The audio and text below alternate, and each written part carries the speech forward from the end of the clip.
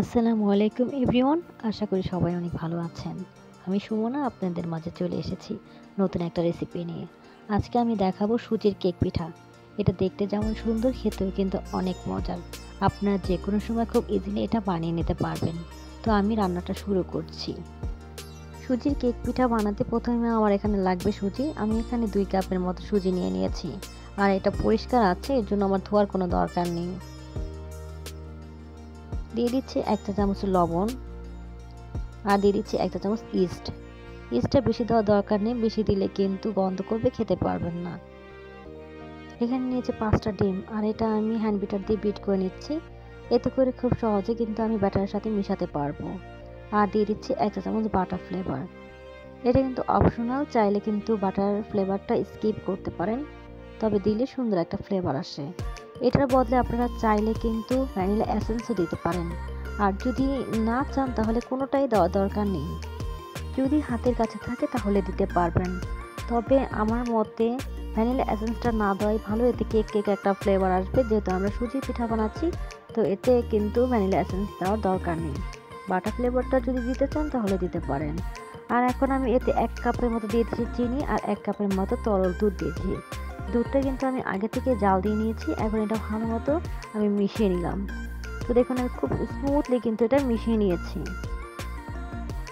এখন আমি এর মধ্যে দিয়ে দিচ্ছি 1 টেবিল চামচ রান্নার তেল দিয়ে এখন এটা আবারও ভালো মতো মিশিয়ে নিব। আমার মেশানো হয়ে গেলে এটা আমি রেখে দেব 4 ঘন্টার জন্য রেস্টে। যদি আপনাদের হাতে সময় কম থাকে তাহলে 1 ঘন্টা পরও কিন্তু বানিয়ে নিতে পারেন, আর যদি হাতে সময় থাকে তাহলে বেশিক্ষণ সময় ধরে এটা রেস্টে রেখে দিতে পারেন। এতে করে পিঠাটা খুব সুন্দর হবে। তো দেখুন আমি কিন্তু 4 ঘন্টা পর ফিরে এসেছি। দেখুন এটা যথেষ্ট ফুলে গিয়েছে। এখন আমি এটা ভালো মতো মিশিয়ে নিচ্ছি, আর ভিতরের বাতাসটা বের করে দিচ্ছি। যারা এই মুহূর্তে আমার ভিডিওটি দেখছেন তাদেরকে রিকোয়েস্ট করব, প্লিজ আমার চ্যানেলে যদি নতুন হয়ে থাকেন তাহলে আমাকে সাপোর্ট করার জন্য আমার চ্যানেলটি সাবস্ক্রাইব করে দিন, আর পাশে থাকা বেল আইকনটিও ক্লিক করে দেবেন। এতে করে আমি যখনই ভিডিও আপলোড করব তখনই সাথে সাথে নোটিফিকেশন পেয়ে যাবেন। আর যদি পুরান হয়ে থাকেন তাহলে লাইক আর কমেন্ট করে পাশে থাকবেন। তো দেখুন আমার এটা মেশানো হয়ে গিয়েছে। এখন আমি যেটাতে ভাপ দেব সেটা নিয়ে নিয়েছি, আর নিয়েছি সিলিকন মোল্ড। এখন এটাতে আমি মেজারমেন্ট কাপে ভাপ দিয়ে এখানে নিয়ে নিচ্ছি ব্যাটার।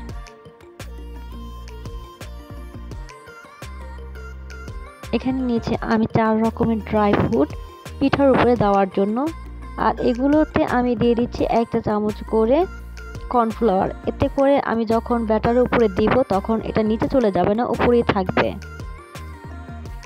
তো আমি এগুলো দিয়ে সব মিশিয়ে নিচ্ছি। মেশানো হয়ে গেলে এখন আমি ব্যাটারের উপরে এভাবে সাজিয়ে দেব। আমি শুধুমাত্র দেখার সৌন্দর্যের জন্য এভাবে দিচ্ছি, আপনারা চাইলে কিন্তু এটাও স্কিপ করতে পারবেন। এদিকে আমার পানিটা কিন্তু গরম হয়ে গিয়েছে, আর আমি ভাপ দেওয়া স্ট্রেনারটা দিয়ে নিয়েছি। এখন এটা চুলায় দিয়ে দিলাম 20 মিনিটের জন্য। 20 মিনিট পর আমি ফিরে আসছি। দেখুন 20 মিনিটের মধ্যে এটা কিন্তু খুব সুন্দর হয়ে গিয়েছে।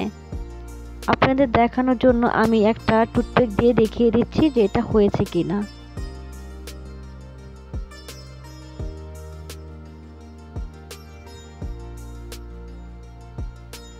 তো দেখুন আমার এটা কিন্তু হয়ে গিয়েছে, টুথপিকটা একদম ক্লিয়ার এসেছে। এখন এটা ঠান্ডা করে নিয়েছি। এখন আমি মোল্ড আউট করব।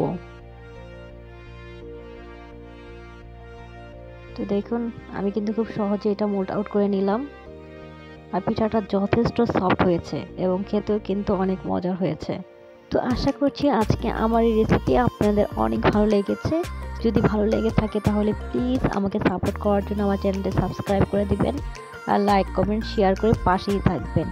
আমার জন্য দোয়া করবেন। অনেক অনেক ভালো থাকবেন। আল্লাহ হাফেজ।